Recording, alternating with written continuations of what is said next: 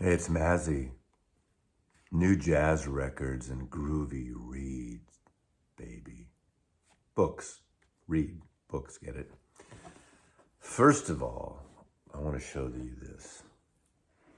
I want to thank my brother Alan, my half-brother Alan. Alan and I only found out of each other's existence about 4 years ago. He's my real half-brother. I discovered who my mother was long gone. My real birth mother, I never knew. And I have a brother in Alan. And Alan is such a gentleman, such a wonderful individual. 8 years younger than me. He never knew that his mother had a child out of wedlock prior to meeting and marrying his father. Anyway, he sent me this gift for my birthday, and this is Santana branded hat, pork pie hat. Not a fedora, but a pork pie. I should do a hat video sometime describing all the various hats in my collection and the styles of hats. But this is so beautiful. Look at this. Look at the detail on this. Now, I wear a 7 1/4 or a medium usually, so if you're going to send me a hat. But I've discovered that never buy hats online because even though they might look great in the picture on some model, they don't necessarily look good on you. I made the mistake a couple times, but this actually fit. It's a tighter fit because it's a certain type of hat. But look at this design on the inside. The lining and the leather band. Oh God, what a beautiful hat. So, put it on tight. I need to do a little stretch on it probably, but hey, man. Jazz. I'm going to show a bunch of new jazz albums. I haven't done a jazz video in a while, and these are new jazz albums. One used that I bought from someone who's within the vinyl community, and reissues.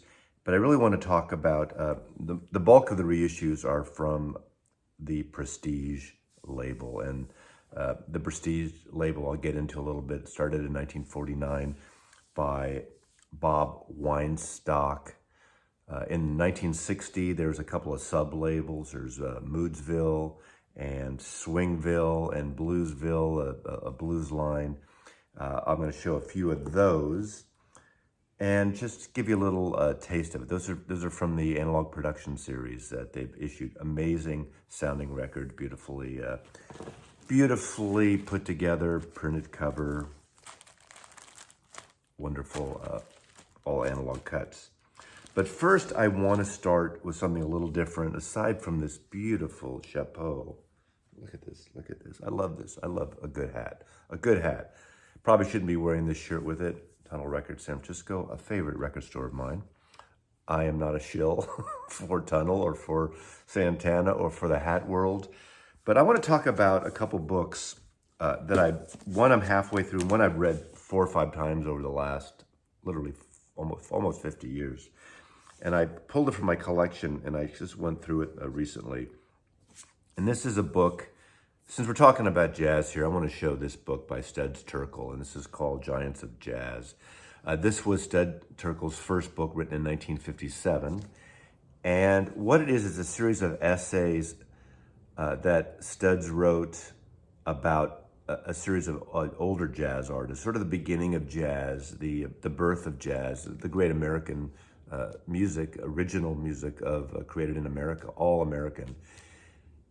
This is prior to bop, prior to bebop, prior to modern jazz, avant-garde, everything else. And this is something, a great series of essays, again, his first book, and it has essays and inspirations. And Studs Terkel was a storyteller, born in New York, lived in Chicago, was on the radio, had TV shows, acted. Really wrote about the American experience. He was really a wonderful storyteller, oral history of America, American history, culture. He writes about from King Oliver, one of the great early jazz artists, Louis Armstrong, amongst the beginning of creator of jazz, along with Charlie Parker and Duke Ellington. Of course, Dizzy Gillespie, bebop, the whole discovery of bebop. Roy Eldridge, Bick Spiderbeck, the great cornet player, Billie Holiday, and Bessie Smith, of course, the blues, jazz crossover, Duke Ellington, Benny Goodman, Woody Herman from the big band era, Johnny Dodds, Count Basie again, amazing, joyous composer and band leader, and of course, the great piano player, Fats Waller. So this is a different sort of book. Has wonderful illustrations. There's Benny Goodman there on his clarinet. It's a historic book, 1957, Fats Waller there. Oh man, what a great, great, great book. So, and so forth and so on. And, I mean, stories of Charlie Parker, who I consider my favorite jazz musician of all time, Yardbird, Charlie Parker. Here you go. So highly recommended. I've read this many times. I'm reading it again. You can just pick up and read a passage. The story of like Dizzy Gillespie when he goes to a pawn shop, picks up his first horn, things like that. Love it. This is not jazz, but this is a really amazing book. And this came out very recently, and it's more about the art scene, and it's called Picassos War by Hugh Eakin. This is really about the birth or the introduction of modern art to America when Americans were discovering Picasso post-World War II, when the first show of Picasso came to the United States, and a true original in the modern art, a groundbreaking artist, and how it affected the art scene in America. And again, it's why is this? What does this have to do with jazz? Nothing specific, but to me, the arts, the crossover arts, are something that I am a big fan of. That I have a love and interest, and anything to do with art world, music, the culture, how it affects the culture, is a wonderful, interesting read, historic read. So this is a fantastic book. It's an easy read, and about halfway through right now. So Picassos War. Now let's get into the music, because that's what usually you're here for, since I'm a part of the vinyl community. First off, I got this record from Fred Putterman in the vinyl community. He was getting rid of some records, and this is an early press, not an original press, Blue Note record of Duke Pearson Wahoo. This is from, this is Donald Byrd on trumpet, James Spaulding on alto sax, Joe Henderson, Duke Pearson, Bob Crenshaw, and Mickey Rourker. And this is really an adventurous hard bop album, and it's a fantastic record. And Duke Pearson is a really amazing piano player, not as well known as a lot of the other Blue Note artists, but fantastic record. I think this should be a Tone Poet release. Look at that beautiful cover. Not the usual design of Blue Note, but really, really a wonderful record. That's the only used vintage record I got. Now, the one other Blue Note record I'm showing is from the Classic series. That's their, again, all analog Kevin Gray cut, the thinner cover. But this is a really wonderful bop album, a driving. This is a cool, cool record. This is Sonny Clark, Dial S for Sonny. Takeoff on the book that later became a Hitchcock movie, Dial M for Murder. Again, with Sonny Clark on piano, great Art Farmer on trumpet. You got three horn players in the front line. You got Art Farmer, Curtis Fuller on trombone, and Hank Mobley on tenor sax. You got Wilbur Ware on bass and Louis Hayes on drums. Dial S for Sonny, Sonny's Mood, shouting on a riff. Really, this is a great album, and for hard bop, I think this is a really good introduction to jazz if you're not a big jazz fan. Or I think this is pretty accessible. It's not out there at all, but it's driving. Now, the Prestige series, again, I said Prestige started by Bob Wanstock in 1949.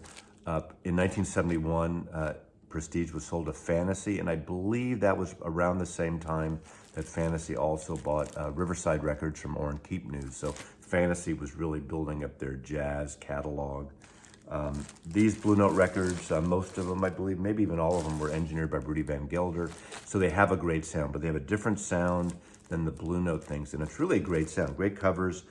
The whole Stoughton jacket thing, that printing company that does the Tone Poets are these. And but these are not gatefolds. They don't have the extra photos, but they emulate the original pressings.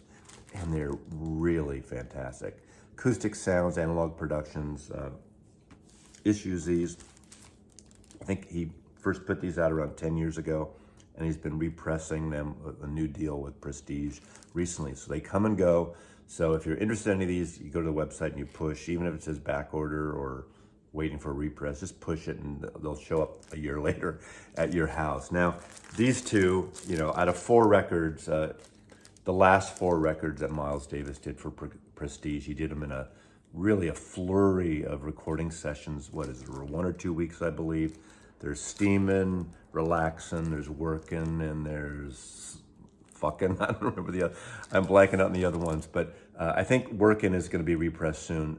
This is my favorite, relaxing, but these are all great. And this is the first great quintet: Miles, John Coltrane, Red Garland, Paul Chambers, and Philly Joe Jones. And what a lineup. What a lineup. He just basically, they pushed these out in a very fast series of sessions prior to him going to Columbia Records when he signed to Columbia, and he had records left on his contract. But they sound great. They're well recorded. This reminds me of this cover is so that modern art, again, you know, talking about modern art, how jazz and the modern art world converges here. And that reminds me very much of Alexander Calder's, his mobiles and his sculptures. And I don't know if it says who that artist is. It might say in the liner notes. I want to talk about liner notes in a little bit. This is notes by Joe Goldberg. This is notes by Ira Gitler. I've always been a fan of Leonard Feather, the great jazz writer who wrote on records. But fantastic records. Those just came in. Prestige, Hi-Fi. We have Informal Jazz. Look at this beautiful, beautiful cover, beautiful type. A different direction than what Blue Note does with Francis Wolff and Reed Miles. But this is Elma Hope piano, a piano player a lot of people maybe aren't aware of who are newer into jazz. Donald Byrd again, you know, all these artists were kind of crossing over. Donald Byrd again, Hank Mobley, John Coltrane. So you got more Coltrane. He did so many fantastic sessions as a session man, not as a leader. Paul Chambers on bass and Philly Joe Jones on drums. Paul Chambers is someone I really like as a bass player, and one of my favorite albums of the last several years that came out as a tone poet is Bass on Top. It's jazzy, but it's a little neoclassical in a slightly, and it's really a wonderful record. But this is great. 1956. And those Miles albums are 1960, 61, I believe. All right, now moving along here, this is on Prestige also, Prestige 7130, the Red Garland Quintet. Again, John Coltrane again, Donald Byrd again, Red Garland, of course, on piano, George Joyner on bass, and Arthur Taylor on drums. So most of these records, except for the Miles so far, are piano-led quintets, sextets in some cases. Fantastic record too. Look at that beautiful cover. We go again here, and you know, Coltrane's everywhere around this point, and this is from 1957. So this is the same time that when that album book, I should say, when the book Giants of Jazz was his first book. Studs was talking about old jazz, and this was the new jazz, the modern jazz of the day. Taylor's Wailers. And this is, again, art. This is a different situation where it's a drum-infused record, and this is a smoking album, I think. This is really a wonderful record. Arthur Taylor on drums, Charlie Rouse on tenor, Coltrane again on tenor. So you got the double tenors. You got, but they don't play together. They're on different tracks. You got Donald Byrd on trumpet, Jackie McLean on alto. And then the bass players switch off between Wendell Marshall and Paul Chambers again, and the piano players between Red Garland and Ray Bryant. again. So another beautiful cover, another beautiful prestige issue. The tenor scene, another great cover. The cover, the artwork. That's why I talk about art whenever I talk about jazz, because I think it's an important crossover to expand yourself. And you can read that book while you're listening to the music. Read a book. It wouldn't hurt you to read a book once in a while. Eddie Lockjaw Davis. I believe some of his stuff changed. This is from 1961. I can't remember if this was on, this isn't listed as Moodsville, but there was Moodsville and Swingville, and some of these records were on that sub-label of Prestige. And Eddie Lockjaw Davis, of course, on tenor sax with Johnny Griffith. Great double sax playing there. Junior Mance on piano, Larry Gales on bass, and Ben Riley on drums. You got the great straight note chaser. Is that the Mingus song, I believe? Someone's going to correct me if I am wrong, and I am very often wrong. So suck it up. And there's a couple more. Hank Mobley, one of the great tenor sax players. Look at this cover. Graphics at his best. You know, Reed Miles only did it better, probably. I don't know who designed these covers. That's one thing I'm not aware of. Again, liner notes by Ira Gittler, and this is from 1957, Hank Mobley, and it has Kenny Dorham on trumpet, Walter Bishop piano, Doug Watkins on bass, and Arthur Taylor on drums. And this record is fantastic. This has a groove to it. I would say it's sort of a hard bop record. But I just think the whole beat scene around this time, this is 1957 again, the beat scene, the arts, the literature, the poetry, the art, just the title of the song, Crazyology, man.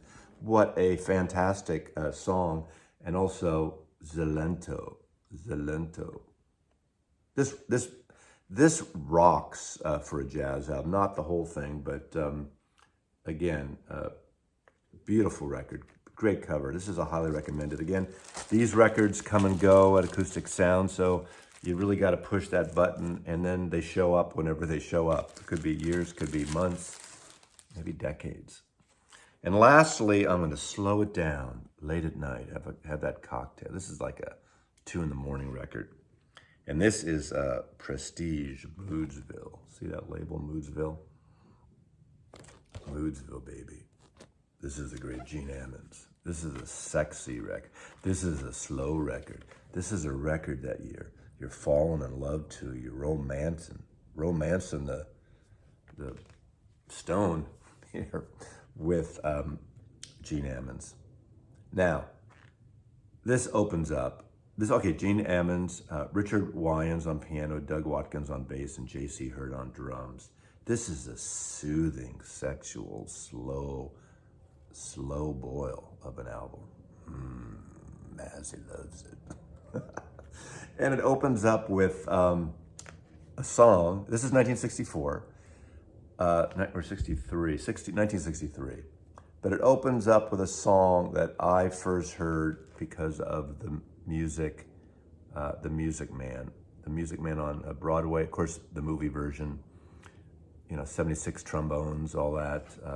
But the song on here, which is the Beatle connection here, Till There Was You. It opens up with that beautiful slow burn of Till There Was You that McCartney sings in America on Meet the Beatles. I never saw them singing, I never saw them at all, till there was you. That's like, everybody sounds like Bing Crosby. Willow Weep For Me. Now, who wrote that? Because I know that song. That's another beautiful standard. Let's look at this beautiful Moodsville label there. Oh, I love this. Willow Weep For Me. Little Girl Blue. Oh, of course. Little Girl Blue is Rodgers and Hart song. And one of my all-time favorite versions of that is by Nina Simone. The vocals she does on that is sublime.